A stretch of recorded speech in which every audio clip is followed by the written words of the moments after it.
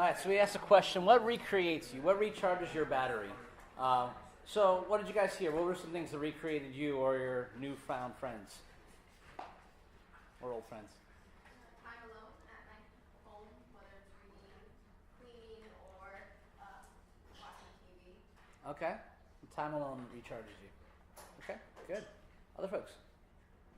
Reading an entire book in one sitting. Wow. And what you'll hear is not everything recharges the same people. I'm good if it's like a picture book, but yeah, I'm just kidding. Or two books at once. That- 2 books at once? That's happening right now. What do you just keep going all the way across? Yeah, just taking a break from one and picking up another. Okay, nice. Being out by a stream or a river. Trees. You and Samuel have that in common. That guy can just stare at trees all the time. Anybody else? Being around other people. Yeah. Other folks? What's that? Exercise? Mm-hmm. Again, what you hear is some things that recharge some folks as like energy draining for other folks. But there is some commonality. I didn't hear anybody say going to work. Cleaning toilets. I mean, it's like, yeah. For me, being outside is really helpful. Lauren might think that I don't feel that way, but I do. I just like video games sometimes as well. Me too. Yeah. I like being with my friends. I love connecting with new friends, or friends I haven't seen in a long while. That just like, I get to be this hyper person. So if you ever feel like I'm hyper around you, just know that I'm really excited to be hanging out with you. It gives me energy. Or to have some deep conversations with a friend, like a close friend, to really get into the junk of stuff. For some reason, that's just really life-giving for me. I love good food. I love ethnic food. I love ethnic good food. Sometimes I got some hobbies, or sometimes even mindless tasks. This is going to sound really weird, but I really love spreadsheets. I don't know why. I guess because it's all data, and most of the rest of my life is dealing with people, and I love dealing with people. But like an exercise, like a vacation from dealing with people, is to make a spreadsheet about like the Yankees team or something like that. It's really weird, I know, but like I like that. I think it's like bringing order from chaos. I love mowing my lawn. Some of you guys who've done that professionally, it's like, nah. For me, straight lines back and forth, seeing how far I've come, how far I need to go, like that's like, progress. This gives me life. Maybe it's being outside. Maybe it's doing something with my hands. I don't know. Worship music. Playing it, listening to it, it really connects with my heart as well as my mind. I think it's important to have a good influx of these life-giving things that recharge your batteries, because otherwise, if you're not recharging your battery's on what? On E, on empty. Yeah. And I've heard it said one too many times that most Christians can be described in 3 words. Most Christians in our culture can be described in 3 words. Busy, tired, and angry. Whew. Busy, tired, and angry. That's the kind of reputation I want to have. But if you think about it, it's true of a lot of us, isn't it? Especially in this culture, we're running, we're going, and we need to think about why that is. Why do we need to run and go? Is that like a cultural thing? Do we feel like we need to be in control? What is that all about? And you can see the connection, can't you? You keep running and being busy so that you end up being tired. A lot of us are tired today. The sun doesn't help, but look, it's coming out a little bit. So, and when you're always busy and you're always tired, you kind of end up being angry. Now, we would never admit that about ourselves, but our friends, they're the angry ones, and we need to help them, right? A lot of times when you say, hey, how you doing? Oh, I'm busy. A lot of times what people are saying is not just I'm busy, but I'm busy, so don't ask. I don't have time to help you. A lot of times when we're so busy, we're angry, we need to look at what it does to, what helps us recreate. Some of us, we can self-medicate with food, with escaping from reality, whether it's just watching a whole show of Netflix or something like that. We want to kind of get away from reality. But is that really recreating us? What if it was to retool us, refuel us to engage in our reality that much greater? Folks, I want to talk with you today about rest. And a lot of times we talk about Sabbath and rest, and it's kind of a controversial term. Because does that mean 24 hours? Does that mean I have to do it the same day of the week? What about pastors? Don't they rest on Sundays? Or do they rest on Sundays? I thought they only worked on Sundays. Like those kinds of questions, I think it can be a little bit controversial, and we don't want to get stuck in the legalism of it. I just want to say to you, we get to rest. God gave us a gift, saying, yes, I want you to work hard. But I want you to take a vacation every single week. Vacation sounds really good to a lot of us right now, doesn't it? What if we could take a vacation one day a week, every single week? To recharge, to recreate. That's how God cares about his kids. And we're going to talk about Nehemiah 13 in just a minute, but our main verse actually comes from Colossians. I'm going to put it up on the screen here. I don't know who your mic down there. Colossians 1:17. He, as in Jesus, is before all things, and in him all things hold together. I had a different translation. In him all things hold together. So what that means is, if you've seen that Louis Giglio video of all those universes and all those pretty things, and just how huge creation is, and if you have no idea, maybe you took an astronomy class at one point in your life, and you just get these numbers and these visions of how huge everything is. Jesus holds all that together. He is the reason why we're not shooting off into the sun to explode right now. He's the reason why we're not shooting away from the sun, freezing right now. He holds it all together. He's on the throne, which means he can hold your life together. He is so good and he is so great that we don't have to be in control of every aspect of our life. And we don't have to look elsewhere for satisfaction. We can rest in knowing God is on his throne. And I don't have to be in control of everything. So my friend who often teaches at church functions like this, he'll often say, hey, I want you guys to take out your cell phone and shut it off. Because we're going to trust that God is going to be in control for the next 2 hours, and you're not that important, or you need to fix everything in the next 2 hours. Kind of an indictment, because I often feel like I just got to do one more email or one more Facebook message. Those of you guys who are real helpers, whether you're in the nursing field or the teacher field or the pastoral field, you want to help other people, and we need to get to understand that Jesus is the Savior, he's the Messiah, and we don't have to be the one who saves everybody. We can actually take a day off. We can actually rest a little bit and believe that God's still in control. He holds all things together. And that guy Bob Vila, maybe you've seen him on TV, when he builds something, it stays for good. Not like new furniture. It's like the best, way better than anything you'll find at IKEA. This is the kind of furniture that God puts together. He holds it together and it stays together. And so he put you together and he's going to hold you together. Even though when it seems like the universe is going crazy, we can still trust that God is in control, and I can rest in him and I can trust him. Maybe you've heard the story of Atlas. Anybody know who Atlas is? Who's Atlas? Katie, you're a good reader. Put you on the spot. Exactly. There's this dude from mythology, and his punishment for getting a little too big for his britches was he was to hold the whole world on his shoulders. And for all of eternity, we have a picture. This is actually Rockefeller Center.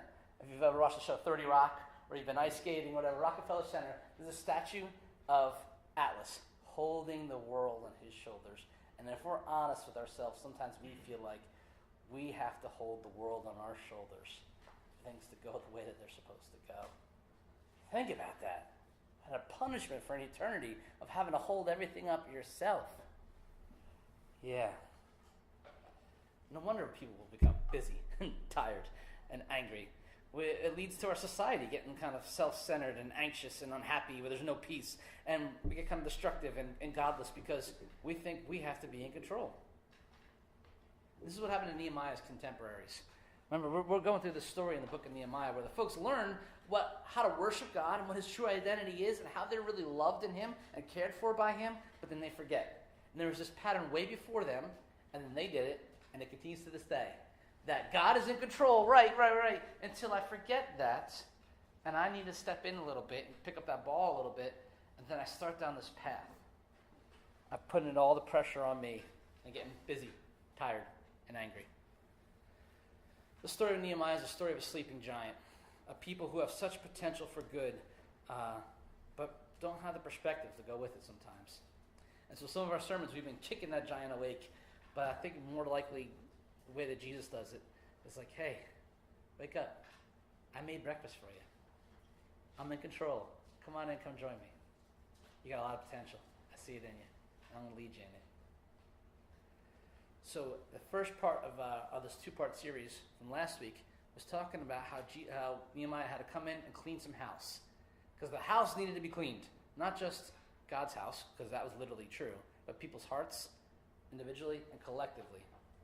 So they had these relationships. They had this need to belong somewhere. They had this need to be accepted, to be significant to somebody. And it caused the people to make compromises where they ended up manipulating people like Tobiah. Remember that? And it caused other ones to settle. In their relationships, like marriage is like one relationship where you shouldn't settle it. Right? I'm just so desperate for somebody. All right, you got two legs, you're interested, Don't settle in that regard. Ask Steph. She didn't settle. She's got a great dude. He's got an even greater girl. Like, you can't settle for that. I'm glad neither of you guys settled. We get to celebrate with that. We're super excited about that. But when we have this hole in our heart we're trying to fill with other things, we compromise, we settle, and it ends up being pretty destructive. So Nehemiah, my boyfriend's back. He's back in town. It's a song. He's not really my boyfriend. John, we got to edit that out of the message. I don't know what happened there. Remember that song, My Boyfriend's Back? Nehemiah's back in town. AC/DC, Back in Black. All right, so that's a lot more manly and cool. So anyway, he's back and he's about to wreck shop. And he doesn't have a meeting. He doesn't have a counseling session or a town meeting. He just comes in and he's going to lay down the law because he loves God, number one. He loves God's people, number two. So we're going to pick it up in chapter 13, verses 10 to 22. If last week we talked about getting our relationships in order, today we're talking about getting our stuff in order, our money and our time. So I'm going to pick it up in verse 10. I'm going to read the first paragraph and comment on it. We'll read a paragraph, comment on it, and then a paragraph, comment on it. So verse 10. I, Nehemiah, also found that the portions of the Levites, who were the priests, the spiritual leaders, had not been given to them, so that the Levites and the singers who did the work had fled, each to his own field. So I confronted the officials and said, "Why is the house of God forsaken?" And I gathered them together and set them in their stations. He put them in places. And then all of Judah brought the tithe of the grain, wine, and oil into the storehouses. And I appointed as treasurers over the storehouses, oh boy, a bunch of Old Testament names. For they were considered reliable, and their duty was to distribute to their brothers. Remember me, O God, concerning this, and do not wipe out my good deeds that I have done for the house of my God for his service. So what happened was somewhere along the line, folks stopped trusting that God was going to take care of them, and they stopped tithing. They stopped giving their best 10% directly to the God. And what happened was these folks who were instructed to rely upon the tithes of other people, their spiritual leaders, their elders, their Levites, their even the singers, they were taught to rely upon this stuff, and when people stopped giving, they still needed to eat. So right, wrong, or indifferent, they left town. They went back to their field and said, this isn't sustainable. I literally can't eat doing my ministry here, so I got to go back home and take care of myself. And as the leaders pull out, then the people are so left up in the same destruction that got them in this place in the first place. Follow what's happening here? So Nehemiah, we're not sure, to be honest, if he's still the governor at this time, but we do know he still has a lot of influence and power and resources. He gets all the leaders together, and again, he's not gentle. He's not like, well, how do you guys feel without tithing? He says, no, you guys have dropped the ball here. He calls them out and says, we got to do a better job. And so he sets up systems so that people are taken care of. He appeals to their relationship with God. He appeals to God himself to say, God, remember me, and try to look out for you and for your people. This idea of tithing, of giving your top 10%, wasn't a new concept for them. In fact, if I could sum up 39 books of the Old Testament, I'm going to do it in like 30 seconds here, and it's teaching on tithing. It started with Abraham, who had this experience. He said, God, you're so good, I want to give back to you 10% of what I have. And then it continued from there. Even his grandson, Jacob, same kind of idea. God, you've taken so good care of me. 10% of what I have is yours. I want to trust you with it. And God said, this is a great way for me to be remembered by you, that I'm the one who takes care of you. Yes, we're supposed to work hard. Definitely got to work hard. But without God taking care of us, we could just keep spinning our wheel. So, he sets it up with Moses and the law and Numbers and Deuteronomy. The folks are supposed to give their top 10% to God and start there. And that's where the idea of a tenth or a tithe came up with. And just real quickly, I want to kind of share with you the 4 reasons why people in the Old Testament did that. One is just like Abraham started with it. It was to express their joy and their gratitude, their thanks to God. God, thank you so much for the blessings that I have. You've given it to me. I'm going to give you back 10% as an act of worship. Number 2, to support the spiritual leaders. Again, God set up in such a way that the spiritual leaders, these priests and Levites, were not supposed to even have their own land. They were supposed to be taken care of by the other tribes, by the other people. And so they were meant to be taken care of. Number 3, that they were to help the helpless. So it wasn't just about the church. It wasn't just about the leaders. It was like orphans, widows, refugees coming in. Were meant to be taken care of with the giving of the people. And there was this expectation, number 4, that God would bless them for their faithfulness. Not because they hoped and because of karma, but because God said so. So when these folks said, you know what, God, I don't really think that you're going to take care of all of my needs, so I'm going to hold a little bit back. It starts to get down to this compromise and things start to fall apart. God, I need to kind of get ahead of my neighbors in business. So let me work a couple extra hours, and a couple extra hours, and a couple extra hours. So because I want to be significant and take care of my own self, I got to work a little bit more. And this is a hard thing, because the temptation, especially in America, is to work 8 days a week. We need to be able to trust God's goodness. We need to be able to trust God's greatness. That He can have complete license. And we can give back 10% trusting that if we do, He's going to bless us more so anyway. We're going to trust God when He says, I command this to you, so that other people will be taken care of. And it's teaching us that we're not self-reliant. It's teaching us to trust in God. But with us today, man, it's like, God, you don't know what it's like to live in 2016 in America. I got bills. I got school loans. Yeah, Nehemiah and those guys, they didn't have school loans. I got school loans. Can I trust you on that?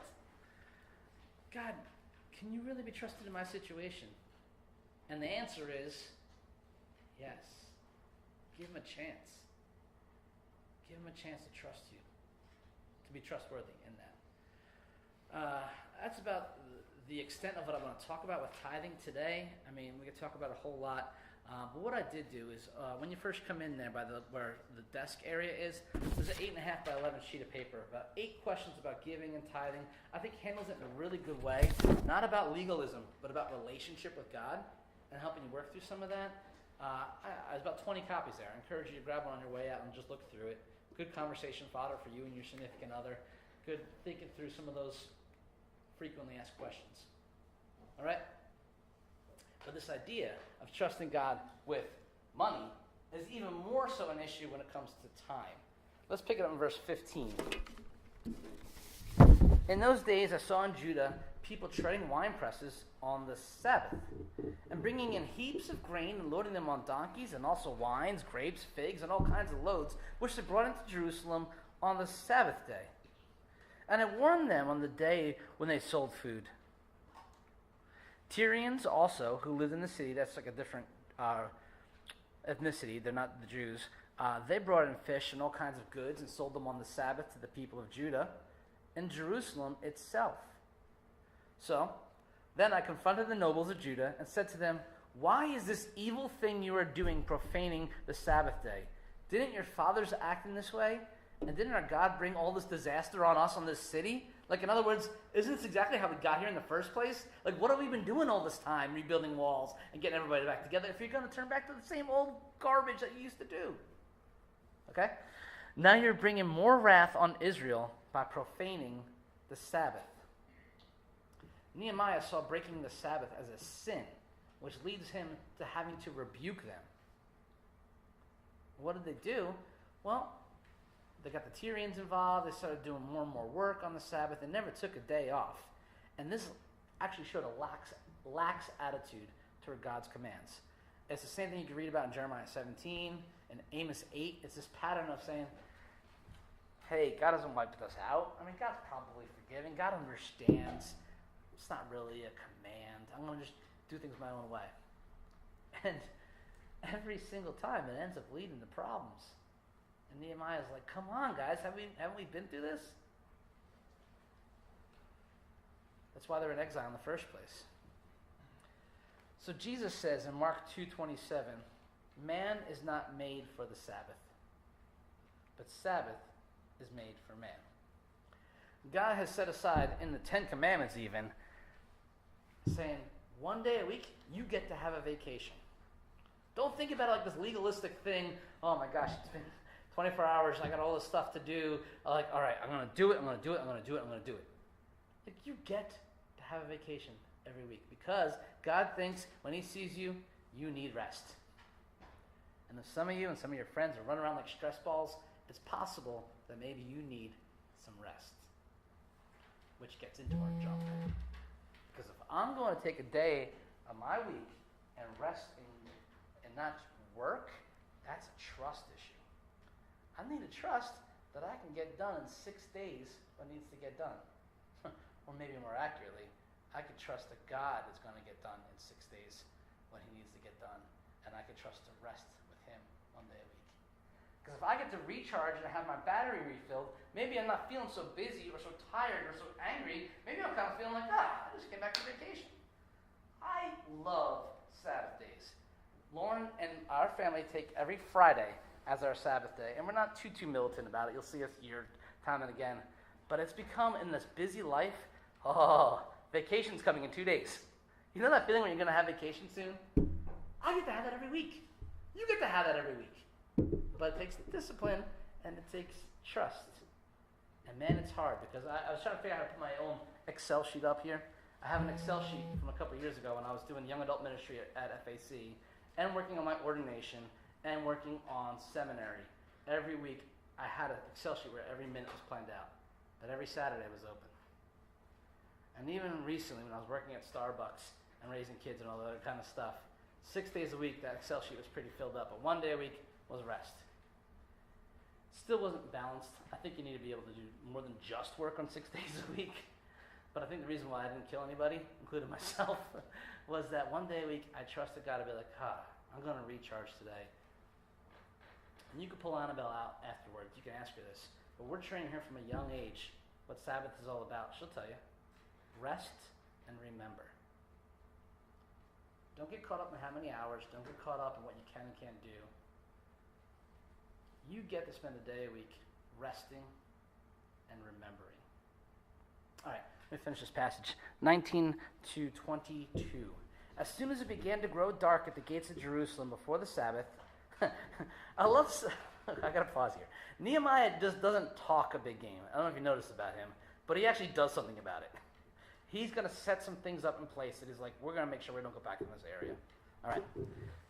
I commanded that the doors be shut and gave orders that they should not be opened again until after the Sabbath. I stationed some of my servants at the gates that no load might be brought in on the Sabbath day. Then the merchants and the sellers of all kinds of wares lodged outside Jerusalem once or twice. But I warned them and said to them, why don't you lodge outside the wall? If you do so again, I will lay hands on you. And he wasn't talking about praying. In fact, if you read earlier in the chapter, or actually happens after this, he finds a bunch of guys who are breaking law in another way, and he beats them up, and he rips their hair out. You don't want Nehemiah to lay hands on you. From that time on, they did not come on the Sabbath. Smart guys.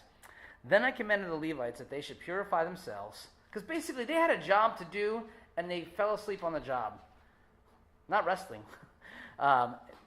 Had to purify themselves and come and guard the gates to keep the Sabbath day holy.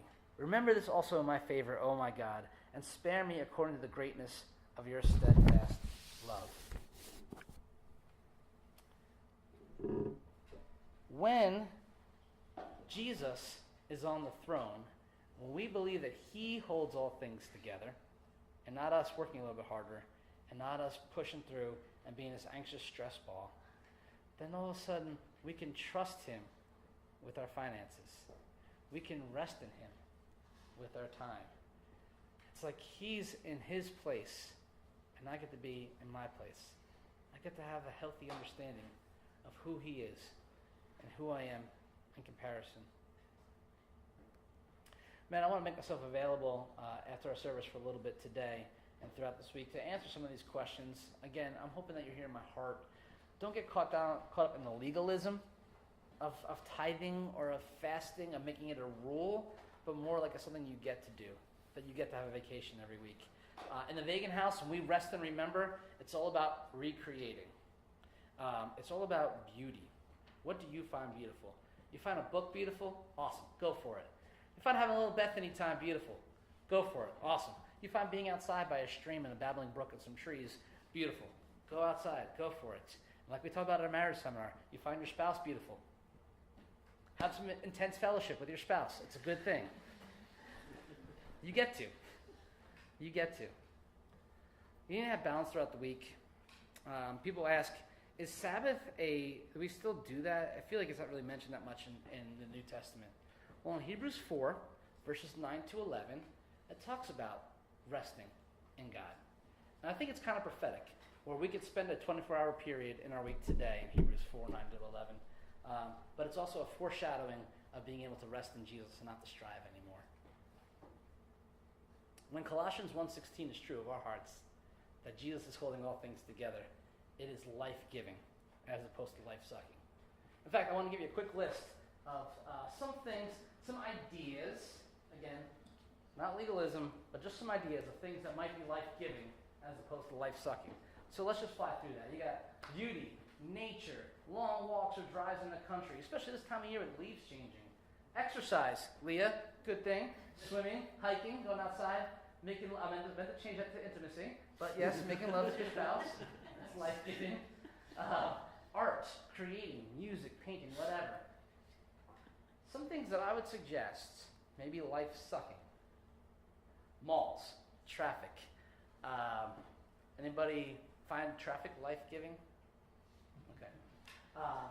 Extended time in front of screens. I'm not going to say playing a little bit of video games is life-sucking, but when you find your whole day powering through a Netflix thing or 20 hours a day on video games or whatever, you're going to find, I'm speaking in extremes, but it's not life-giving. It just takes your mind, not on a vacation, but like, I can't think of the word for it, but it doesn't give you life. It just kind of like actually sucks energy out of you.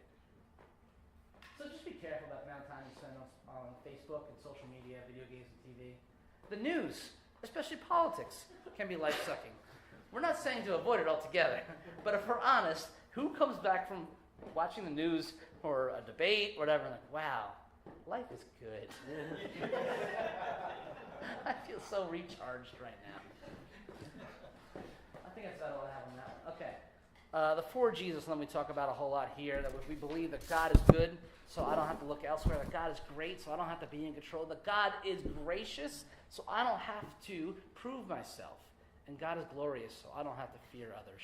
I've asked a couple of my friends, how do you guys handle life-giving rest? My one friend says, it's a challenging season for us. We often talk about the rhythms of work and rest and have to fight hard to internalize rest and recreation. My wife and I don't practice it perfectly, but we're often very open and frequent with this topic. Very much on our radar as we imperfectly work it out and strive for the healthy balance of life-givingness. So I pushed him a little bit, like, yeah, sure, but what do you do? I talked to 5 of my friends that happen to all be guys. So ladies, maybe you talk to some of your girlfriends. But I said, what gives you life?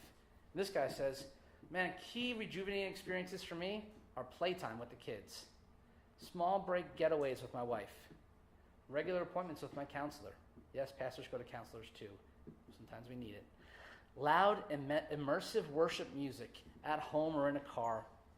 Some yard work and home projects like being outside, fresh air, work with my hands, creating or fixing things. For some people that might be life-sucking, but that's very life-giving for him. Making and sitting by an outdoor fire. That is for me. General outdoor things like walks, small hikes, bike rides, comfort foods, picking up a Dunkin' Donuts coffee, working out, and morning quiet times with God. I think all that's good, except for the Dunkin' Donuts coffee thing. You could do better. But anyway, my other friend says, listen, what's that? Go to Harvest. You can go to Harvest or Starbucks. There's a lot of great, maybe you need to edit this out of here too. My other friend says, listen, Eric, we're really busy on Sundays. My family, we're really involved in our church. Nobody here is really involved in the church, right? That's sarcasm. But we have to find that it's a different day of the week that's good for us. And I like to spend time with my family and watch my kids at the soccer field. Cool. Watching his kids at the soccer field does not give me energy, but it does for him. I talked to Ryan Manieri because I needed a millennial approach on this. And Ryan, in his very matter-of-fact way, says, what's good for me? Prayer, Bible study, worship, fellowship, and rest. Yep. My other friend says, man, I love spending time with my family, especially outside, but especially fishing. And I asked Jerry, and I'll end with Jerry because he just put it so succinctly, I like it. Jerry, how do you handle Sabbath? Because Jerry, you can't get a hold of that dude on a Tuesday, right? It's actually kind of frustrating. I'm like, dude, why are you resting right now? You should be doing work with me right now. But no, he wants to spend time with God, recharging his battery. Please, I'm sarcastic. But you can't get a hold of him on Tuesdays because he shuts his phone off. He doesn't answer his email. And he's so hard to get a hold of because he says, Eric, my one goal for the entire day is to be fully present with God. One goal for the entire day is to be fully present with God. And if we're honest, this thing is a beautiful thing, but it is hard to be fully present, to have this thing on and nearby. After Nehemiah, there's 400 years of silence. God has spoken. God speaks through other people, in his own way. But Nehemiah is the last chronological book in the Old Testament. And I wish it ended on a super happy ending, but the folks, they just keep forgetting. It does give me a little bit of hope, because if we feel like we're forgetting some of the truth about who God is, being in control, who we are, being loved, it's normal. You're not weird. But let's encourage ourselves and each other. Let's set up some Ebenezers in our life that remind us of how God has worked in the past, that he is in control. John Eldridge, who wrote Wild at Heart, Captivating, Waking the Dead, he says, soul care is not a category for most people. They don't plan their week around it. Maybe it feels unnecessary. Maybe it feels indulgent. It certainly wasn't a category for me for too many years. But my friends, the harsh reality is life is probably going to get worse on this planet before it gets better. All signs indicate that it is going to get worse at an alarming rate. We're going to want our souls strong and ready for the days ahead. He always is like this gladiator mountaintop experience. Go get him. I like it. It happens to resonate with me. We're going to be ready for the days ahead, not weary and weak. We're going to need our souls strong, so we must practice soul care. I, for one, am trying to make room for it as part of my routine. It really is helping. 3 quick implications of rest. You can embrace your limits. You can't handle it all. You don't have limited time, energy, resources, intelligence. Embrace it. It's okay. We still like you. Like yourself. Number 2, that you get to rest. Self-sufficiency is our inability to rest. Eugene Peterson says, you get 24 hours for praying and playing. I like that. Praying and playing. Or like the Vegans do, we have one day of vacation each week. Number 3, and lastly, you can trust Jesus for the care of your souls, for the worship of God. You have an invitation from him to trust him and rely him with church, with family, with work, with life. When you know who's holding that world together, Colossians 1:17, you can rest with trust and not fear. I'm going to invite the worship team up. I'm going to sing one last song together. But as I do, I want to give you one more picture. If you were to go from here up to New York City, and go to Rockefeller Center, you could see this statue of Atlas holding the world in his hands, struggling and straining. The crazy thing about this, though, is he's looking across the St. Patrick's Cathedral, this gorgeous-looking cathedral. And inside of St. Patrick's Cathedral, you could see this little statue of baby Jesus. You know what's in baby Jesus' hand? the whole world. What a juxtaposition. Here you have this big burly guy just trying to hold on to everything. And baby Jesus like a play toy. He's like, I got this. This is easy. My prayer for you this week, and I think I'll make this a blessing in just a minute, is that you'll be more like the one on the right, trusting him on the right, than trusting the way of the one on the left. You with me? Let's sing a song of praise.